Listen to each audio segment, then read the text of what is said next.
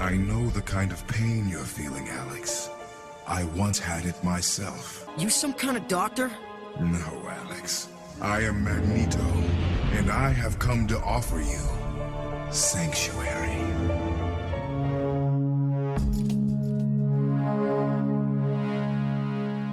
Welcome to the second season of Grounded Futures podcast.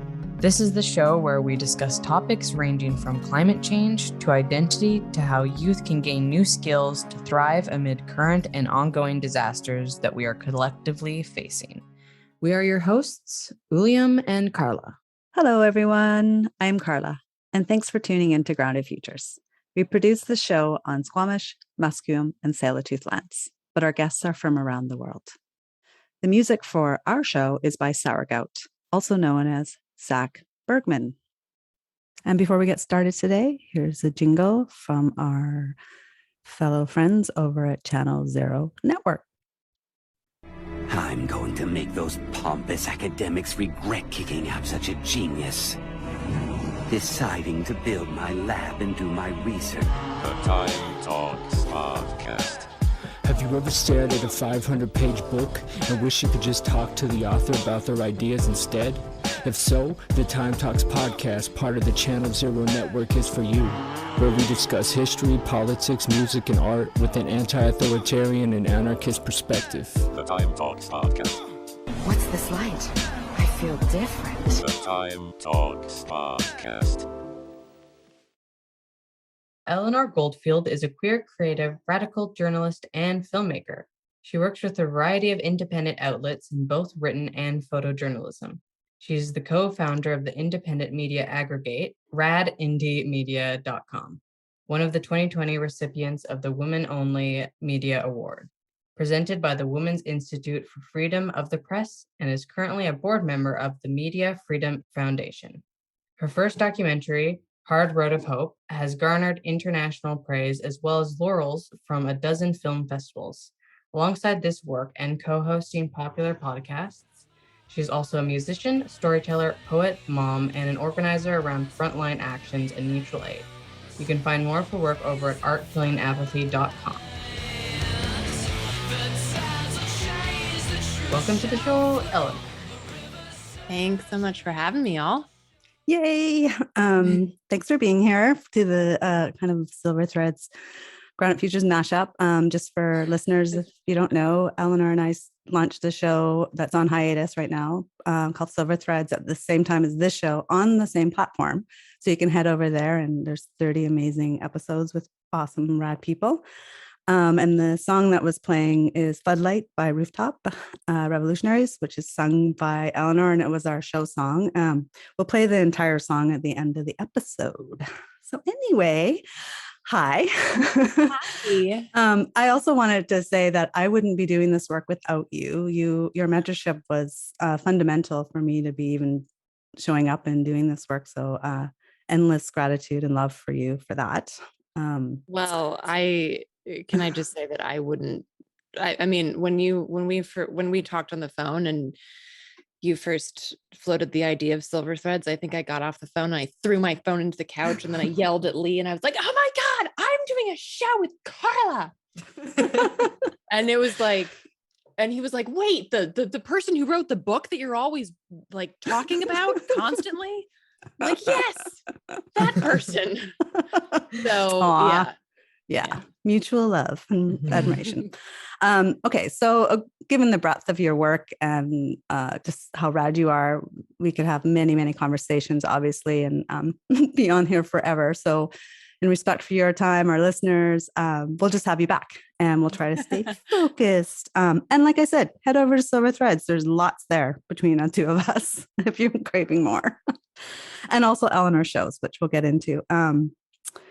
So, the first thing I wanted to actually talk to you about was the idea of censorship really seems to be significant and circles and is around all your work. I mean, you have your podcast with Lee Camp called Censored, which is amazing. And then you also do that radio show called Project Censored. And I think also the rad indie media is all wrapped up in that as well. So I'm hoping that maybe you could touch on or talk about why it's important, the concept of censorship, how it relates to journalism, radical dissemination of ideas, and specifically maybe with the US, but under empire more generally. Yeah, sure. So I think I should start by saying that I don't apply the definition of censorship. It has no connection to me to the Constitution of the United States. First of all, I don't apply any of my life's work or my life's direction around a document that was written by a bunch of old dead white dudes who owned human beings. That's just like, to me, not a good standard. And so in terms of censorship, I'm not talking specifically about the First Amendment. I know a lot of people do, but even if you were to take it to the First Amendment, the concept of free speech and free press does not exist. Not in the United States, not in Europe, I assume not in Canada, although I haven't dived into it. But most overrated country in the world, Canada. I don't know. I think Sweden's pretty probably, yeah, right. We're in competition. But our PR companies definitely are using the same storylines. But yeah, so I think in terms of defining censorship, I'd say basically like anything that goes against not just US empire, but also, white supremacy, fascism, however you define that, because I know there are a lot of definitions of it. But things that are genuinely about the freedom and justice for the vast majority of human beings and also ecosystems. And so the censorship of those who speak out for that, who fight for that, is, I think, at an all-time high in the United States. And so the access to media that speaks to those issues, and also the ability for that media to reach people, has never been more constricted, particularly in a time when people talk about the internet being like, oh, you can just post anything. And it's like, yeah, you can post rape threats, but you can't post something that has to do with what the US empire is doing to children in Yemen or something. So I think that the concept of censorship gets kind of twisted, like, oh, well, this person's being canceled because they said that, they'd like to, like they refuse to recognize, someone's pronouns, and now they're getting canceled. It's like, that's not censorship, that's accountability. And also people will point at like certain, celebrities like, oh, this celebrity got canceled. It's like, they have a special on Netflix. That's not getting canceled. You have the largest platform in the world. Okay. Censored is when the US government like shuts down a TV show, like happened to my partner. Censorship is when you try to access your comedy albums on Spotify and they've disappeared, like also happened to my partner. Censorship is when you try to publish something that's affecting Indigenous peoples in Louisiana, and then you can't do it, like has happened to me. When you get stopped at the airport and they just happen to take your SD card and they're like, there wasn't an SD card in your camera. Censorship is something that happens to people who go against US empire and really any form of media. And that could be art, that could be investigative journalism. And so I think for me, the concept of uplifting censorship is very important, because without that conversation, we can't access the many conversations that need to happen. It's kind of like why media literacy is so important, because it's the lens through which we see the world. So if you're only watching CNN, then your media, like your understanding of the world is so constricted. And I'm not saying that as somebody who thinks I have a perfect understanding of the world. I know that it's imperfect. But I also know that I'm trying to widen it. I'm trying to push the boundaries. And that means that you have to push down censorship continuously. And I think that therefore that's something that is very important for me and my work, not just in terms of media, but also in terms of art and the like. Yeah. Wow, that's amazing. Thank you.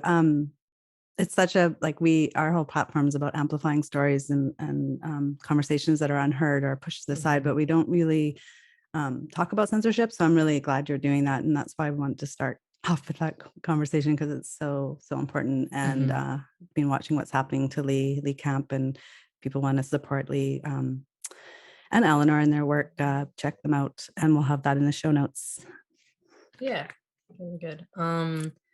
So yeah, kind of building off that question, we are keen to hear some of the ways your organizing has shifted over time, and specifically how have your ideas changed or shifted over the years? What ideas remain or are kinetic and connected? What are some of the threads that run through all of your work? I love this question, and I love that it's a shared question between y'all's show and Silver Threads. I love that. Because I think it was Carla and I's mutual beau, Nietzsche, that pointed out that one is not being, one is always becoming. And that you can't actually be the same person that you were, 5 years ago, or even like 10 minutes ago, if we want to go to the micro level. But gosh, I mean, I started out kind of strictly with environmental issues and caring very much about environmentalism, partially because I got like this World Wildlife Fund package in the mail. It wasn't addressed to me, but I was like, oh, I'll open this. It looks fun, which I guess is a federal crime, but whatever. So I opened it, and there were pictures of like tigers hanging from whatever, I don't know, but they had been poached. And I was like 10, and I was like, wait, this is something that humans do? What? And, then I think I took it to my mom or my dad or my brother, and they were like, yeah, it's awful. Humans are garbage. And, you can support it. Of course, it was World Wildlife Fund, which I don't recommend that people support, because they're a very white supremacist organization, particularly with how they treat folks in Africa, indigenous and tribal peoples. Side note. But at the time I was 10, and I was like, cool, I'll send my savings, which was probably like, $30 to World Wildlife Fund. And that made me feel like I had done something positive. And so that's one way that it's shifted, because I certainly don't send money to WWF anymore. But it kicked me off into caring about environmental issues. And I started like a recycling program at my school and stuff. And then when the US was banging war drums for the second Iraq war in like 2002, I shifted kind of like 100% to anti-war organizing. And at the time I thought that these were totally disparate issues. I was like, okay, I have to let go of the environmental things. Now I'm just focused on war. And I do recall when my dad called me and said they've started bombing Baghdad, I just remember thinking, wait, they didn't listen to us? You mean they don't care what we think? And it was the first moment in my life where I was like, man, that's awful that they don't listen to what the people want. And so from there, I kind of walked away from organizing for a bit, and thought that it would just be more fun to go to LA and be a rock star, which it was for a time. But I started organizing again, and started organizing around money in politics, when I still thought that electoralism was going to save us. And then it's really started shifting to understanding like the larger systems that include, I would say genocide towards the eco side. The genocide towards ecosystems is connected to the genocide of human beings in war, and imperialism is connected to, income inequality is connected to systemic racism. Like all of these things are tied under the same horrific system. And that's when I really started to move away from electoral politics, and feeling that, well, if we're just voting inside of the same system, then we're just voting inside of the same funhouse circus, and we can't find our way out of this horror story. And so in that sense, I really started focusing more on organizing in terms of like community spaces, and organizing in terms of like specific fights, like fighting to protect this specific place, or fighting to, protect communities against deportation was a big thing, particularly in LA. And then I also from there, I'd say the next significant step was recognizing that it's not just about fighting, but building. And I'd say that Carla was also instrumental in this. The idea of like joy and despair existing at the same time, and really like giving voice to the things that I'd felt, and that just fighting is exhausting and it is depleting in a really dark way, not in like a fun, I just worked out kind of depletion, but like in a soul sucking kind of way. And the first time I really remember feeling this was when I was down in Louisiana fighting the Bayou Bridge pipeline, which is kind of like the tail end of DAPL, the Dakota Access Pipeline. And we were down in the swamps, which are gorgeous, but there's just way too much temperature down there. But mad respect for the folks who live there and call that home. I will not be that person, but love to you. And it was just like this ridiculous sunset over the swamps. And you've got these huge birds. I don't even know what they are, but they're gorgeous, just flying across. And like, you feel like you just wandered into a postcard. And somebody turned to me and they're like, Eleanor, you got to remember what you're fighting for and not just against. And I was like, okay, shut up with your perfect comment, your perfect sunset. Everything's just too perfect.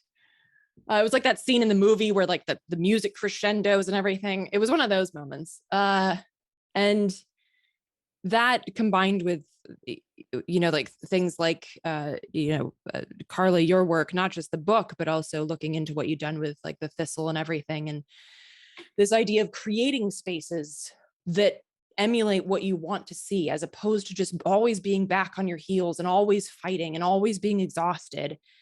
And that it kind of made it okay in a weird way. I was like, okay, I'm not the only person who's felt this, that I'm exhausted from fighting, and I'd really like to build something, and I'd like to grow some fucking cucumbers or something. Like I want to create the world that I want to live in. And then it really started shifting towards mutual aid, which is what I've been doing predominantly for the past couple of years. So I'd say that's kind of the very rocky trajectory that started when I was like 13 or so. Thank you. That was amazing. That was really good. It's that also just how I also notice in the way you talk and stuff like that is that another thing of getting through that is humor, and just how important that is, that being able to joke even in dark times, which can really help. Totally. And I remember my dad saying once that, be happy that you're Jewish, because if there's one thing they were never able to take away from us, it's our dark sense of humor. And I have to agree with that. Oh, that's awesome. That's amazing. I will never forget the statement, step into a postcard. That's so good. Yeah. Dude, this is so true. I also would not like that heat. Cool. I have, this is kind of like the part where, like with the show, Liam and I were trying to like have people on to talk about like one big issue and go deep into it. And it's kind of connected. The threads are all there. We're kind of touching on this idea of American exceptionalism. It's even in your early story. But I was, and I'm so interested on how this is weaved in, but I listened to a recent episode you did with Project Censored about reproductive justice and rights. It was fantastic. We will give the link. You should all go listen to it, because it's a bit probably different than what we're going to do here. But we do have a different audience. So I'm wondering if you can break open some of, just the straight up lies, but also the mythos, and around this conversation of Roe versus Wade overturn. It's such a hot button issue in the US. Just would love to hear your thoughts. I know you have lots. Again, go listen to that episode, because she weaves in her own personal story, which is beautiful. But yes, thank you. Thank you. And I'm really happy with it too, because I got to include one of my favorite humans, which is Jen Deer in Water. She's an Indigenous journalist, a two-spirit, bisexual, rad human being, and she brought some very important context, particularly with regards to Indigenous access, or really lack thereof, to reproductive care. I think the world is rightfully pissed off about Roe v. Wade being overturned, but I think it's also important to understand that Roe v. Wade was the not even the floor, it was the basement. It was not protecting access to reproductive care for so many people in the US already, particularly poor and non-white people, which poor people are like a lot of the people that seek reproductive care in the US, a lot because a lot of people are poor in the US, but also because they don't have access to the preventative care that would allow them to plan for or not plan for pregnancy. And so I think, you know, Roe v. Wade being overturned is kind of like the last nail in the coffin, but the coffin was already there. And states had already made it impossible to access reproductive health care. I mean, the US is a hell of a large country, and people would sometimes have to travel days if they could to access reproductive health care, which you can't in the US, both because it's not economically feasible, but getting time off of work, I mean, yeah, you barely get that if you have a child, much less if you don't want to have a child. So I think it's important to contextualize it in that way, and also make it clear that people who can get pregnant have always and will always make the decisions for our bodies, and they continue to do so. If there are any Americans listening who are concerned, you can go to abortionpill.info. You can also go to shoutyourabortion.org. They have a lot of great links to support, whether that's funds or how you can get the abortion pill. I recommend to a lot of mutual aid groups that you stock abortion pills so that you can have them available for your community members. And I think that right now the focus I think is on, for me, of course, combating the fallout of this, but really making sure that folks understand the context and making it clear to folks that this is just yet another in a long line of horrifying decisions by the Supreme Court, which, by the way, is such a totalitarian entity. We don't elect them. They are chosen by people that we barely elect because our election system is bogus and totally undemocratic. And by the way, democracy is not like the be all end all of how humans can organize, but but it's a totally undemocratic institution. And these people just sit there and rot for life in these seats of ultimate power. And to give you another example, recently there was another decision by the Supreme Court that prisoners could not take their case to Supreme Court or any federal court, even if they had evidence of wrongdoing in their initial state trial. So even if they could prove that they were inappropriately defended, they couldn't have access. And this is the Sixth Amendment. Again, not saying the Constitution is great, but people say it is. But then the Sixth Amendment guarantees a fair trial where you have adequate defense. And that is apparently the Supreme Court just said that was null and void. So the Supreme Court's, on a roll, but it has been for so long. And I think that's the important context that really needs to come forward here. And I think in terms of community organizing, that's a lot of what we've been doing the past 2 years. Is like COVID did a really good job of ripping the sheen from the American dream, from capitalism, from all of this, and showing it for what it is. And so I say, let's keep tearing down that facade. Let's make sure that this paint flaking turns into the stripping of this paint. And we just tear this shit down. Roe v. Wade being overturned sucks, but it sucks in a context of an entire empire of suck. And I'm not trying to trivialize it or minimize the pain that people are feeling, but I'm saying it's important to contextualize what Roe v. Wade did and what it really didn't do, which is a lot.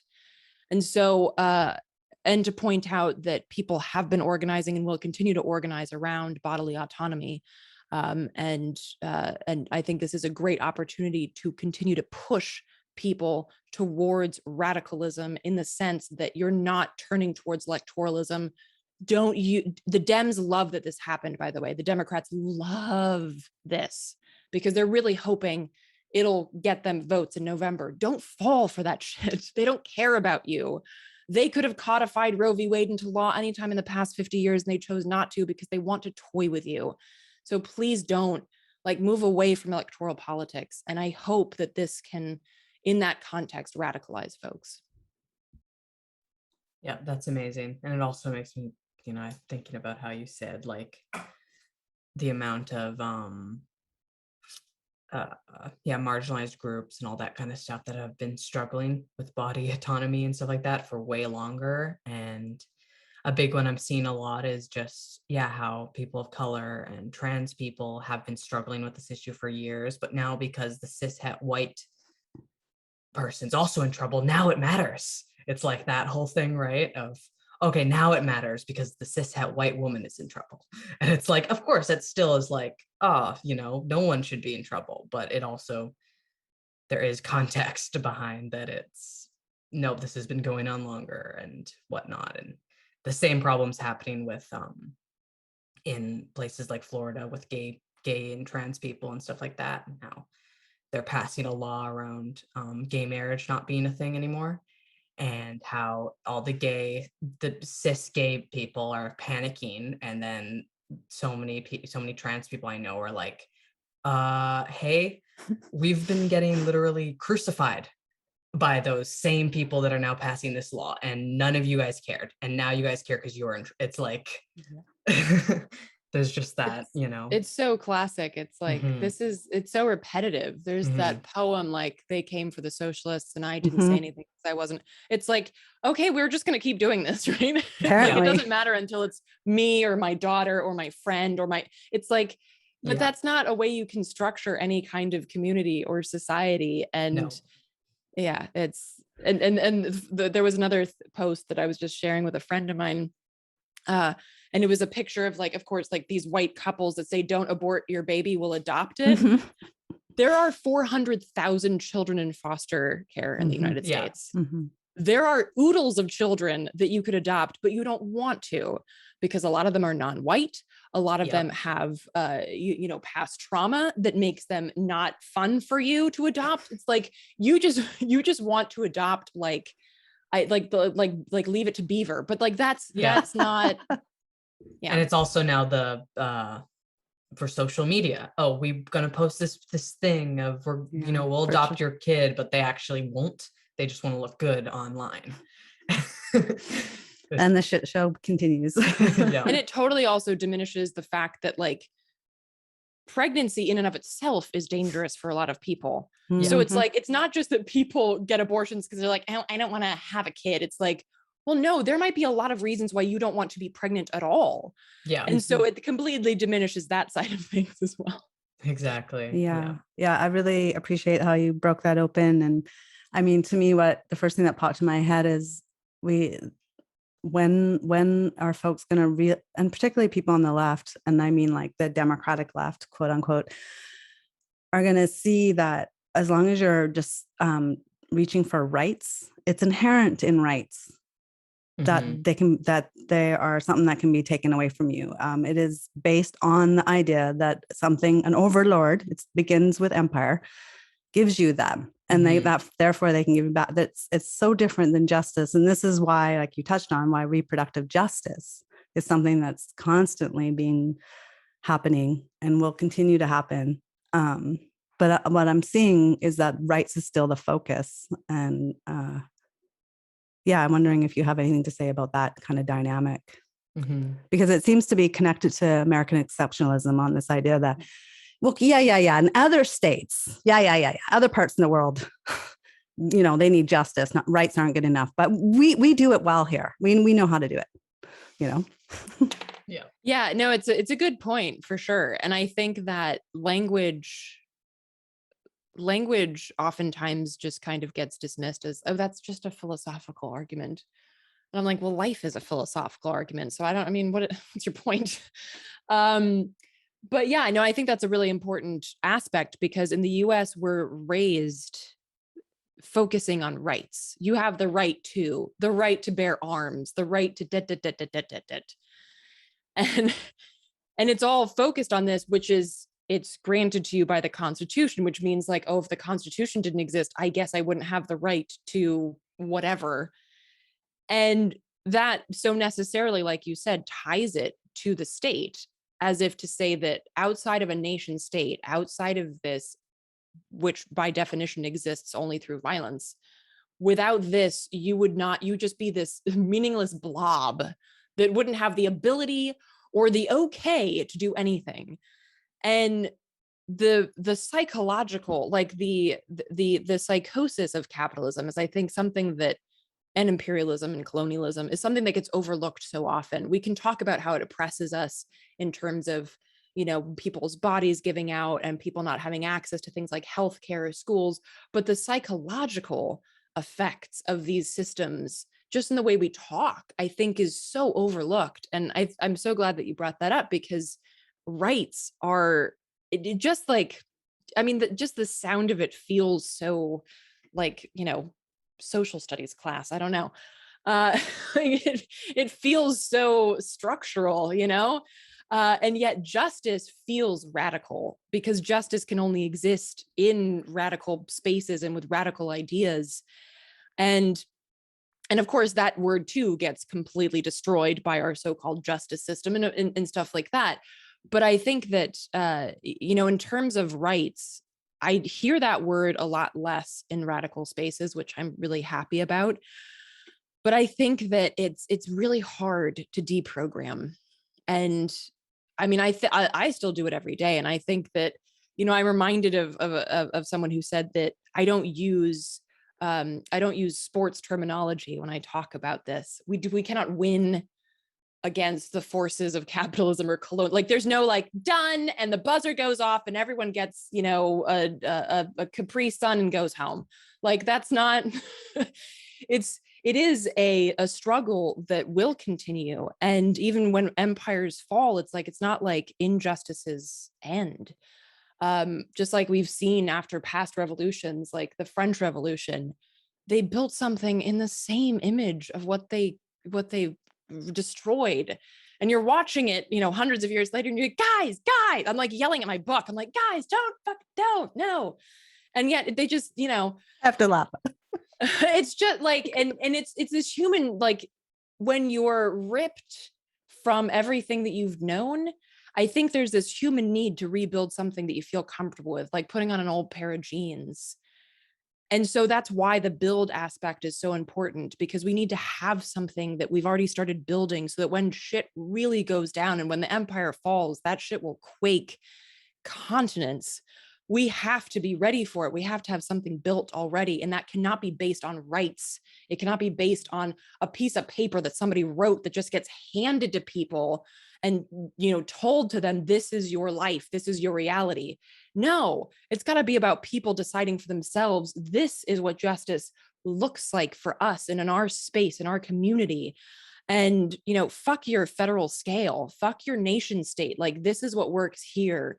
And then we're going to network it out to other places and we're going to connect with folks. But like, you know, I think that's, I feel like I've gone off on a little tangent here, but that's great. I don't know if I can climb off of this soapbox without falling on my ass, but yeah, basically I completely agree with you. And as a word nerd, I love that I'm hearing less of the rights and the, you know, the sort of constitutional social studies arguments and more of like the, yeah, but what feels like justice, and not just sounds like, right, but actually feels. I think that's an important word too. It's like, well, that sounds good, but shit, everything can sound good. But like, you know, Hitler's speeches sounded good, but it's like, what feels good? And so like, what feels like justice? What feels like freedom? And I think that is something that I'm hearing more of and that I'm really excited about.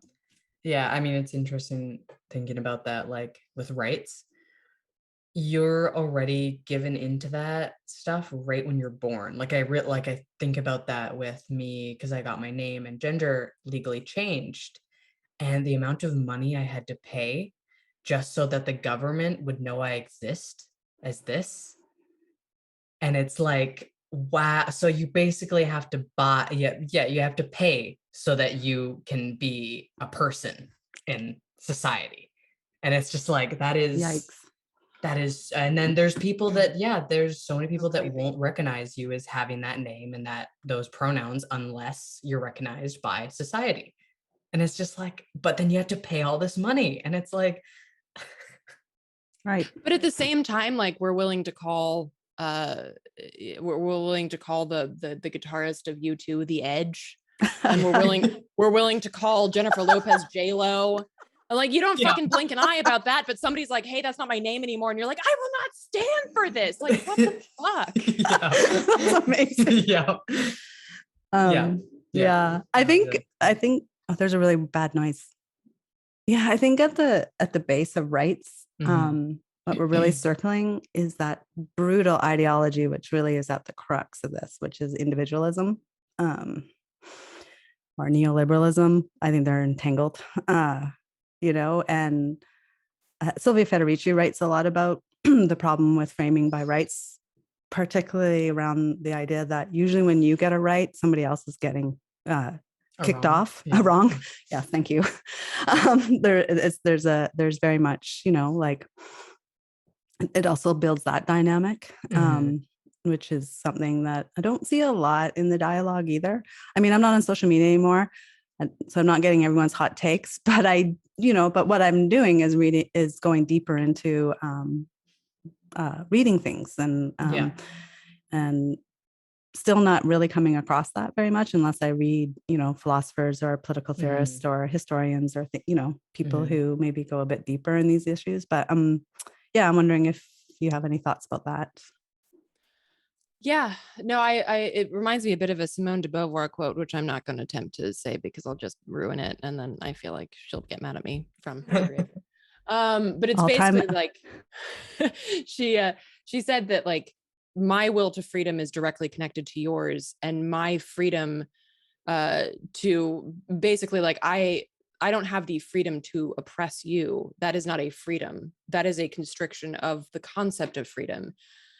And so that, like, defining it in that way, then you understand that, like, okay, well, the right to, bear arms, or I'm not going to get into the gun conversation because I think it's far more complex than just saying take away all guns, because of course the cops are not going to give them their guns. But like, I think that, this concept of rights in a nation state that exists only because of violence will necessarily be defined as who gets them and who doesn't. I mean, when the US was founded, 6% of the population could vote, and that was white landowning, aka human owning men. And, like when the nation state of Sweden was founded, the state had to define who was Swedish. And that necessarily meant that the Sami, the indigenous people of the far north, were not.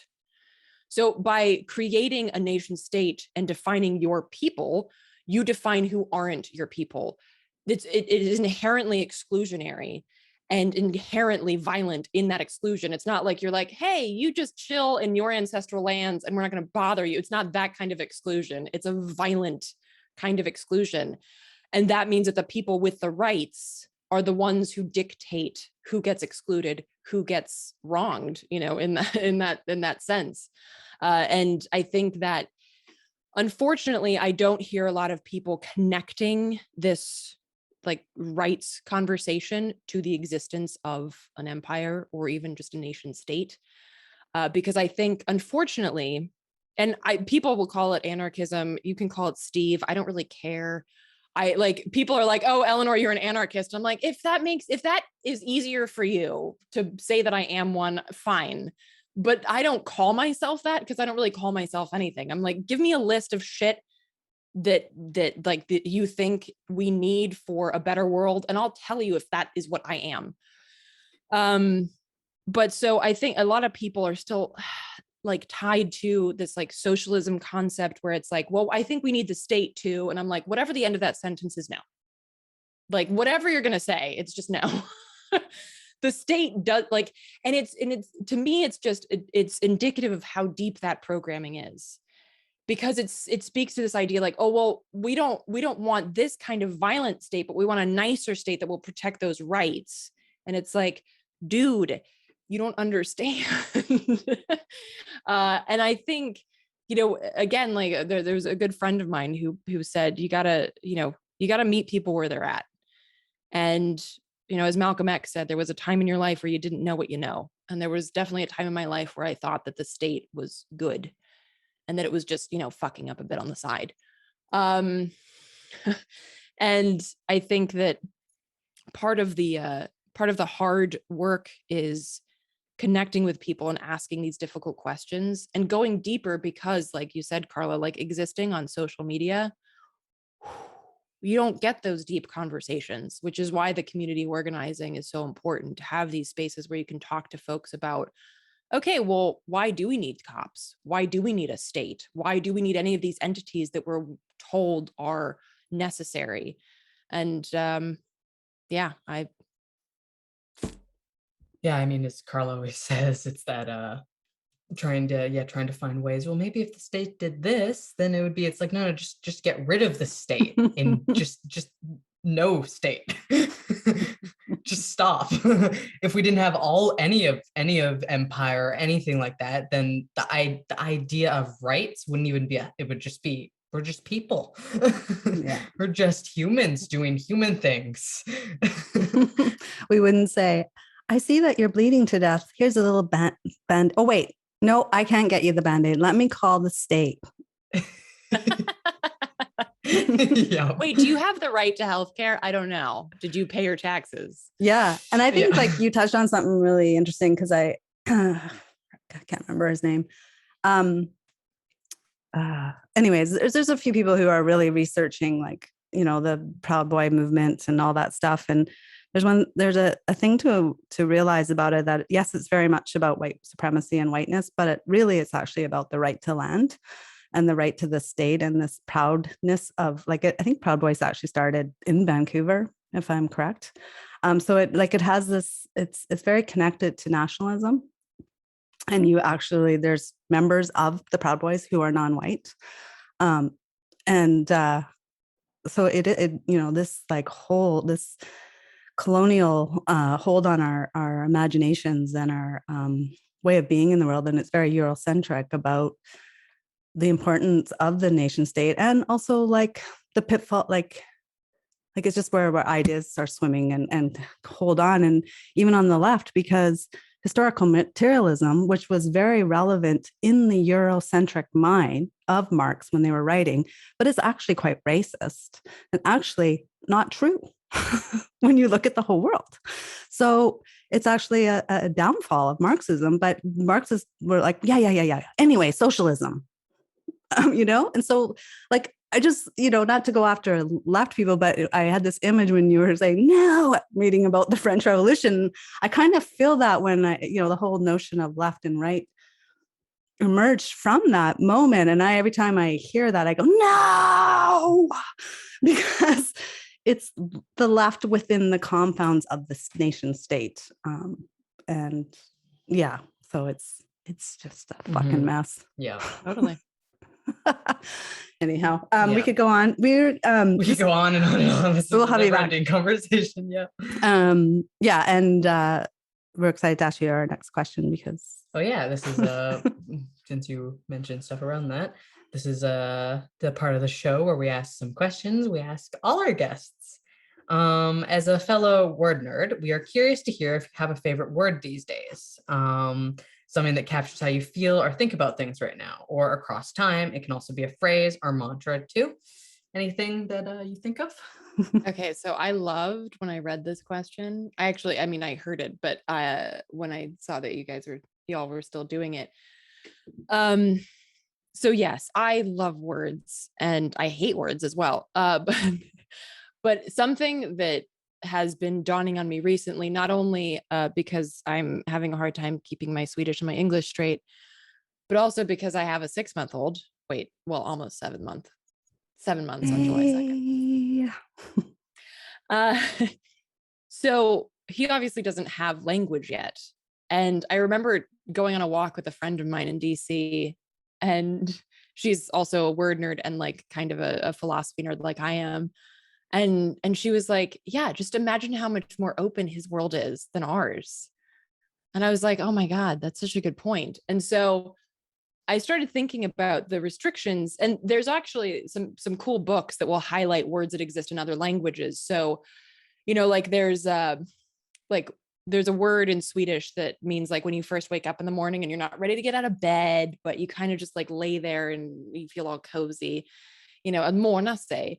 but there isn't a word for that in English. And so I'm like, wait, do people not do that? Like in English speak, like, I mean, I know you do, but it's like, that was one of my favorite things. Like I would wake up and then my grandmother would pass my room or something. And she'd be like, oh, okay, just, lay there and morna later. And I'd be like, oh, okay. And I wouldn't get out of bed because I'm like, well, I'm mourning or whatever, however you'd say that in English.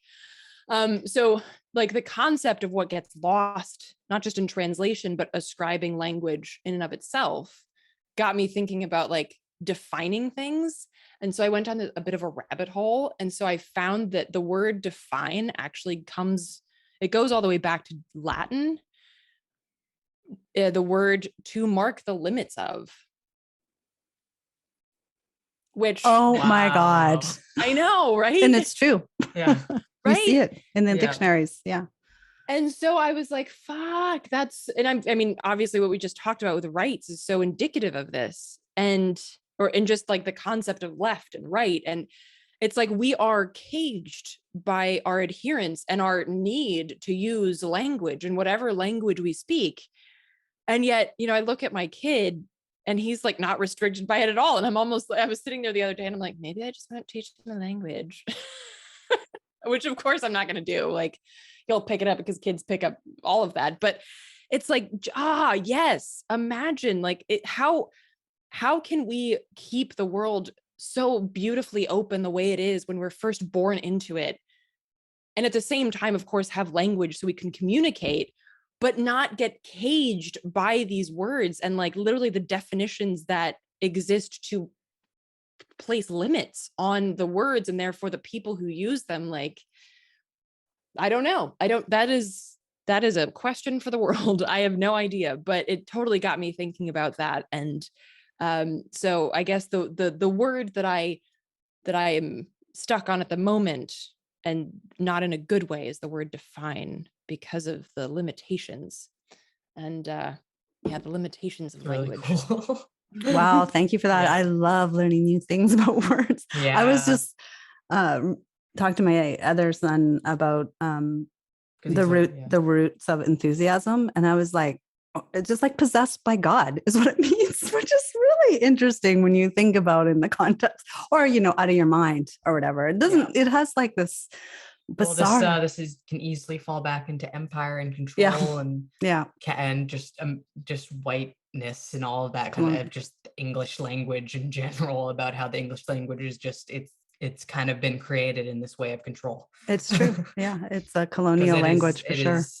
It is such a small language. There's no depth to it unless you really dig. And then when you start digging, it's like, it is turning into Latin and another language at this point.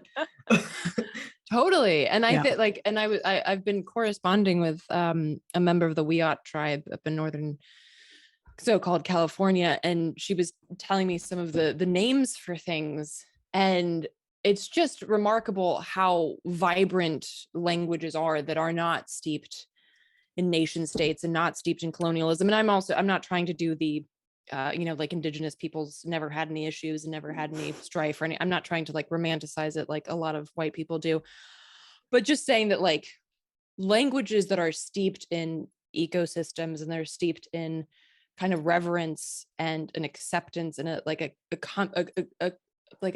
communality with the places that you live, I feel like are so much more vibrant. Totally. Like we literally like call anything that's not like a human or like a pet like thing, that thing over there. And it's like, that's a fucking mountain. That's like several ecosystems. Yeah. Like you're an it. Yeah. That actually is one of my pronouns. Just to upend it. Yeah. No, literally just to go against that, one of my pronouns is he, it, just because I'm like, yeah, it's a good, yeah. It's so true. I was talking to my friend in Japan, and when you have a language of relationship with the water, with the tree, with the bug, with the fungi, then you're less likely to extract from it and harm it. So yeah, it's a lot of these languages, more modern languages that come out of that family tree of Germanic or Latin or Greek are very colonial and it's where we can find a lot of the roots of whiteness. And like your word define, that is so good. Yeah, that's amazing. Yeah. Yeah, so we're going to move into, so speaking of words, I like to build new words. So like, because to push back. So I was thinking a lot of thrivistance, the ability to thrive and while resisting. Our whole platform is based on this idea of thriving amid and through the horrors that we're collectively facing and globally experiencing. So we like to hold up and hear stories of thriving in the everyday. And we're curious how you cultivate that and experience thriving. Yeah, it's a tough question because I feel like I still struggle with that, and I struggle with some guilt around thriving. And I think part of that, I like to think that I've gotten rid of a lot of white guilt because I was schooled by a lot of non-white organizers that were kind enough to hold my hand on this, but that like white guilt is fucking dumb and it's pointless and it doesn't help anyone. But that I think I have a guilt in terms of finding joy when I know that so many others can't, they don't have access to it, which again doesn't help. But it's very hard. I think particularly like for empaths in any situation, to have this sort of like really deep joy, because I still feel a bit fettered by, it's kind of like the like the metaphor that, or like the old storyline, like you're having a great day and then you walk by like a wounded kitten or something. It's like, well, that's going to ruin your fucking night. And it's like, well, but if you just know that the world's filled with wounded kittens vis-a-vis like US empire or ecocide or whatever, it's like it's hard to just throw that off.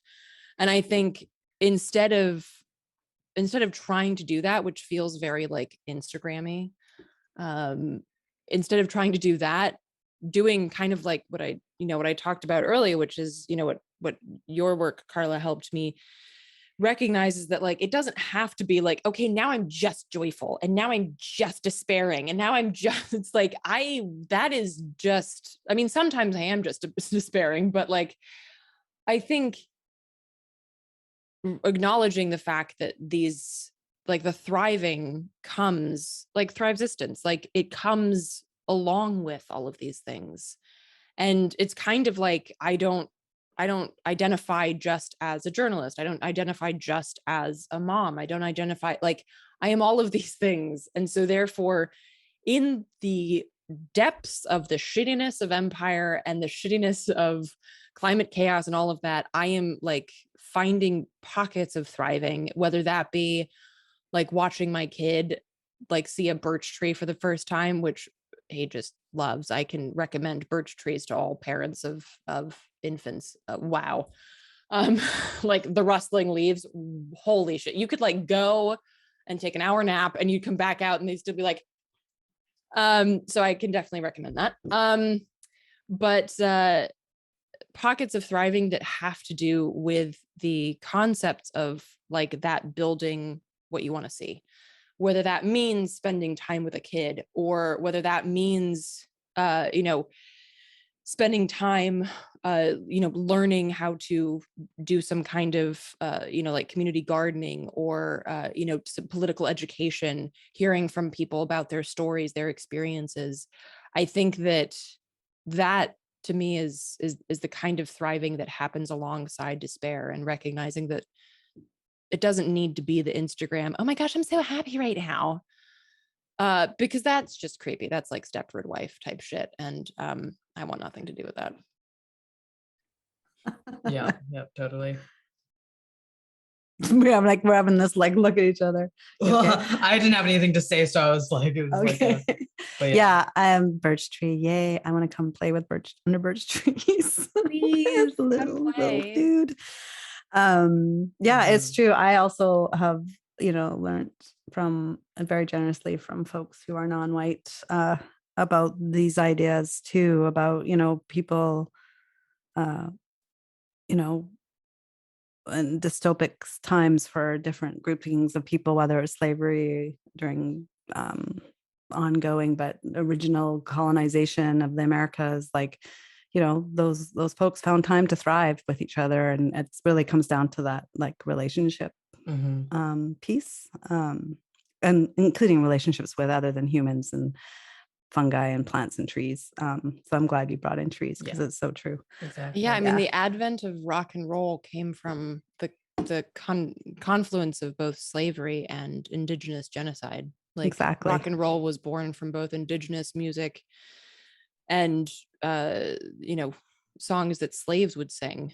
And so, I mean, I think there's possibly no more prime example of the joy that is created through horror and the human ability to cultivate that thriving in the worst situations, and how art also plays a huge role in that.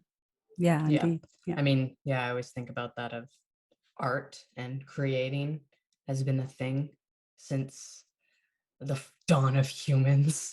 You know, the cave art, all that kind of stuff. That's always, and they were really struggling because they had all, you know, having to survive against nature and all these things. They didn't have a sweet little like home like this to live in, and but then they were still, you know, drawing and probably made music and all, you know, and that kind of stuff is just really brings people together and is really amazing. And, you know, that kind of thing of everyone can do art of some kind, even if you're like, oh, I'm not talented, it does not matter. If it brings you joy and it, you know, brings people together, then that's amazing.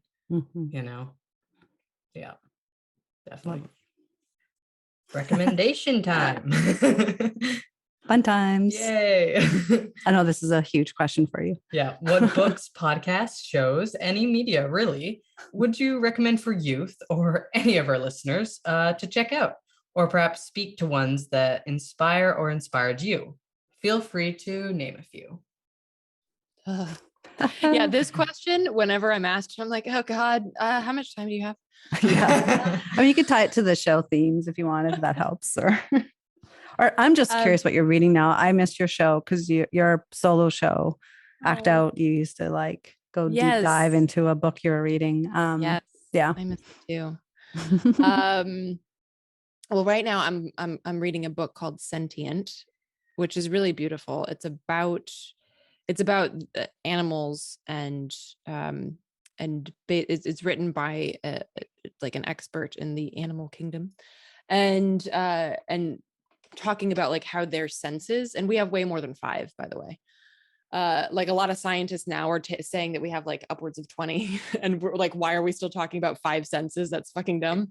And it's a really beautiful book that connects the senses of the extremely like acute senses of certain animals to ours, you know, like the ability of like deep sea fish to see like 2 miles under the water where barely any photons get to them. And yet we have the ability to see in like pitch blackness, but we just never use it because we're in lighted areas. And yet if you were to go into a pitch black room and you gave yourself some time, like your natural ability to see in the dark would eventually like start to come out.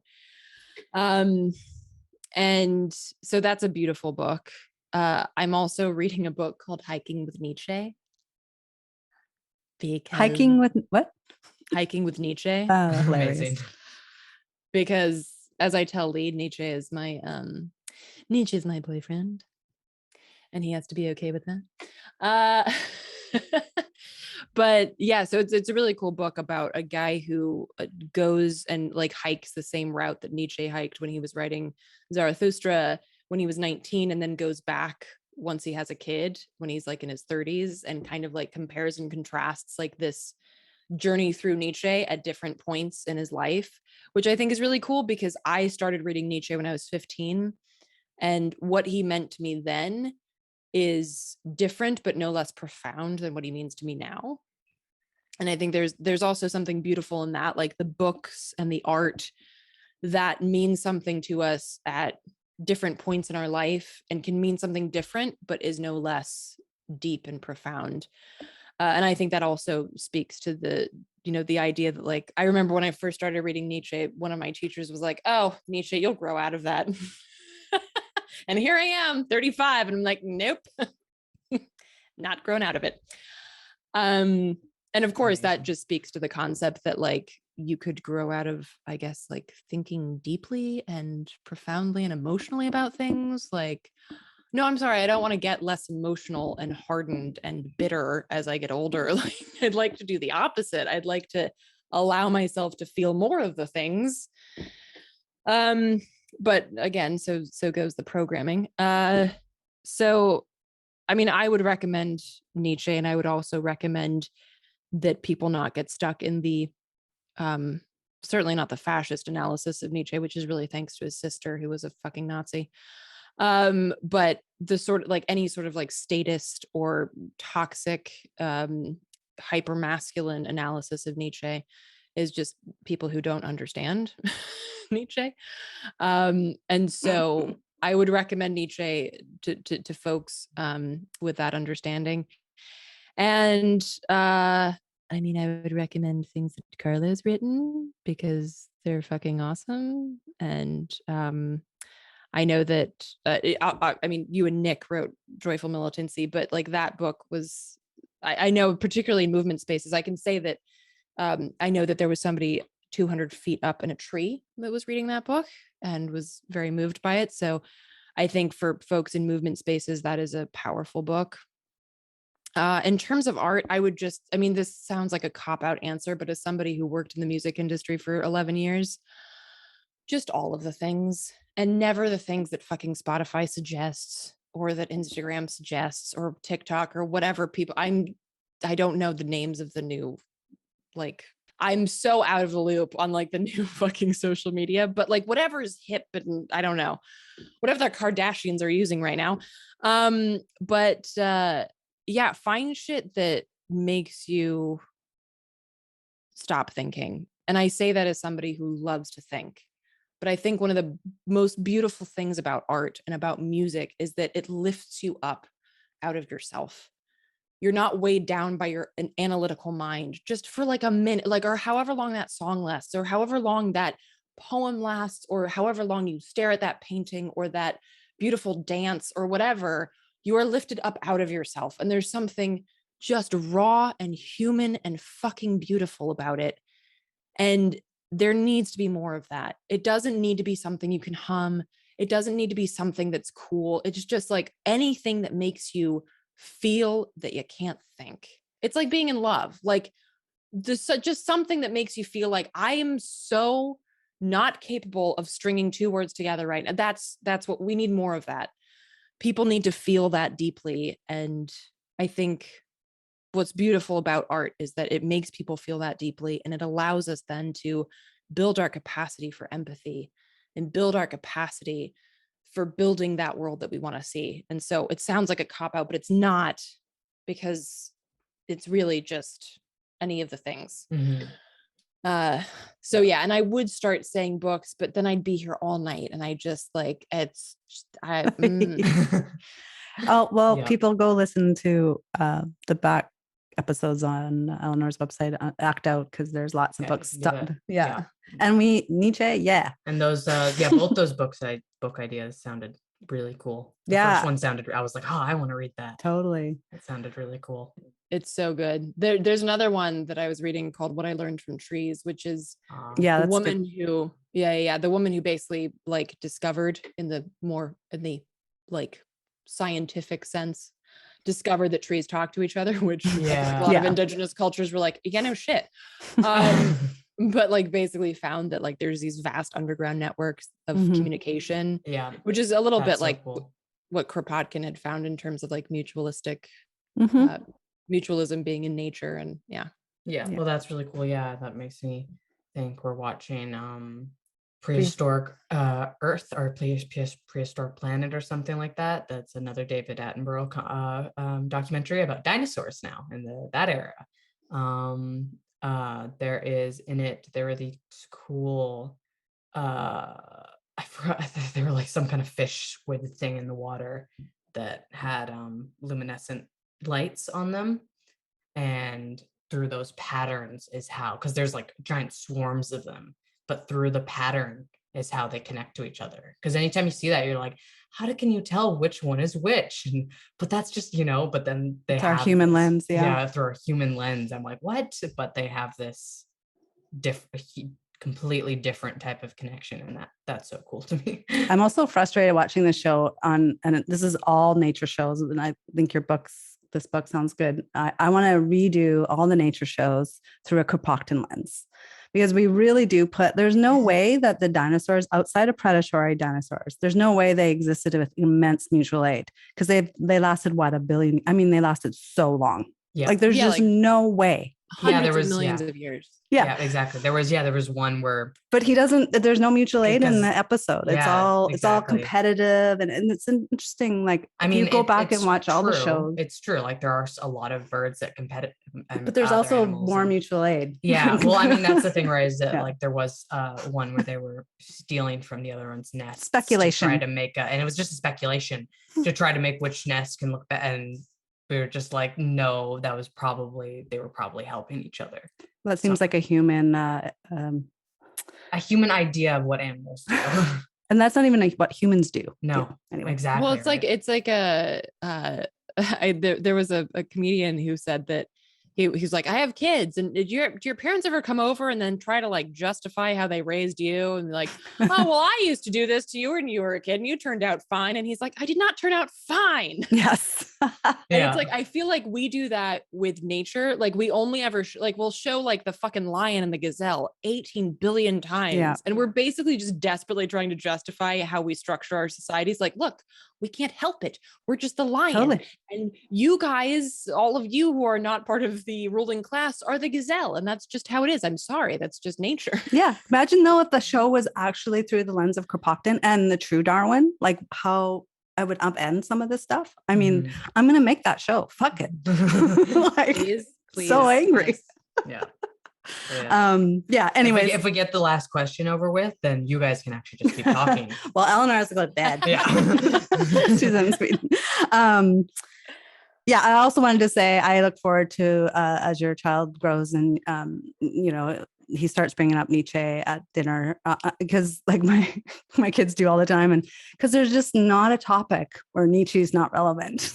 Yeah. Like whether it's a quote or whatever, well, Nietzsche said, or this reminds me of. I can't wait till he gets to the age where he's like, yeah. So I recall that you were saying something about chores, and I just like to refer you to Nietzsche, and I'd be like, oh, okay, well, you win this round. You win this round. Well played. Oh my gosh. Well, this has been amazing. Is there anything else you feel you want to say or clarify? And then let our listeners know where they can find you on the internets. We'll have everything else in the show notes. I mean, as per always, there's I feel like I could sit here and talk forever. But yes, folks can find more of what I do over at artkillingapathy.com. All of my work is over there. I'm at Radical Eleanor on Twitter and on Instagram, although I'm trying to post less on those because real life is greater than digital space. But yeah. And I would also suggest that people check out leecamp.net. That'll redirect you to his locals page, which is basically like a censorship free space, unlike YouTube and Facebook that's are basically owned by the US government. And he's been, forced to go to these places, and that's where he's trying to build up his new work. So I'd recommend that people check that out as well. And that's where we also post our Common Censored episode there. Yeah, and it's often live streamed, so it's really, really fun because yours and Lee's dynamic and the way that you weave stories and speak truth to power is really engaging and fun, and devastating at times, but it's just really it's worth a watch and or listen. Yeah, well, thanks so much for being here. Thank you for having me, y'all. Yeah, that was awesome. That was a great conversation, and we'll hopefully have you on again. Definitely we'll have you on again. Yeah, so much fun. Yeah, thanks so much.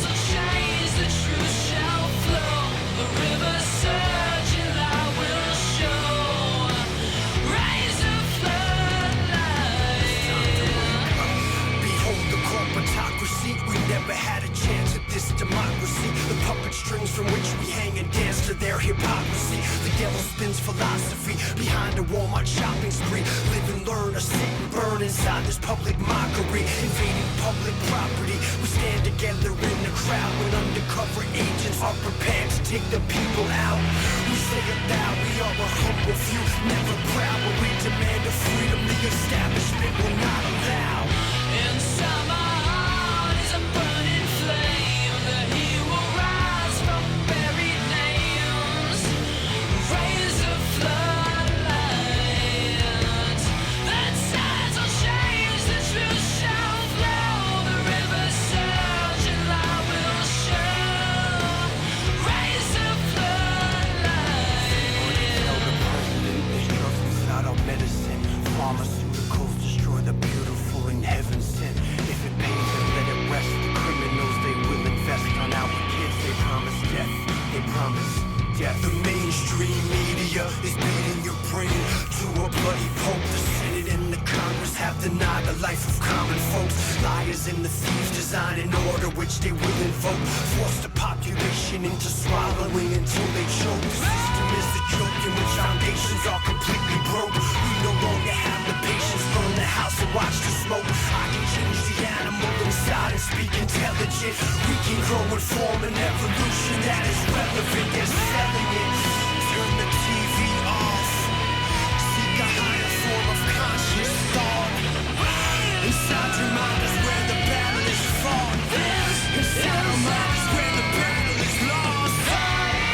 Turn the TV off. Turn the TV off. Turn the TV off. Seek a higher form of conscious thought. Inside my heart is a burning flame, that he will rise from buried names, raise a floodlight that sides will change, the truth shall flow, the river surge and light will show, raise a floodlight that sides will change, the truth shall flow, the river surge and light will show, raise a floodlight, raise a floodlight. If it pays, then let it rest. It's time to wake up.